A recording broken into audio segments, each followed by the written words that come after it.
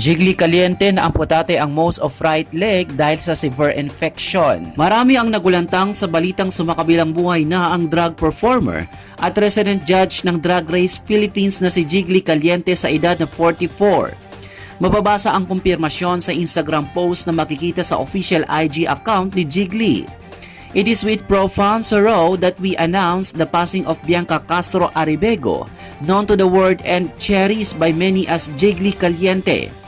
Bianca passed away peacefully on April 27, 2025 at 4:42 a.m. surrounded by her loving family and close friends. Mababasa sa pahayag. Kamakailan napabalitaan na nagkaroon ng serious health problem si Jiggly na nagresulta ng pagkakaamputate ng ilang bahagi ng kanyang kanang binti dulot ng impeksyon.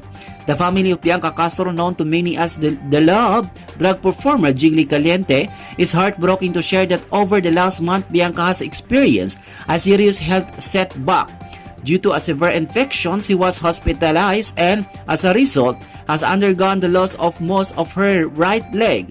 Mababasa sa opisyal na pahayag na nakapost sa opisyal sa Instagram account ni Jiggly. Because of these circumstances, Bianca will not be appearing in the upcoming season of RuPaul's Drag Race Philippines, nor will she be participating in any public engagement for foreseeable future. Her recovery will be extensive. At this time, we kindly ask for privacy for Bianca and her family as they negative this difficult journey together.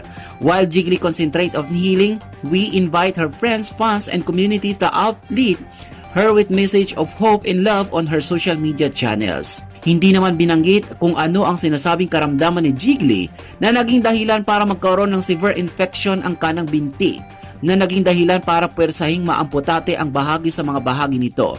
Sa medical term, ang amputate ay nangangahulugang removal of a limb or other body part ng trauma, medical illness or surgery.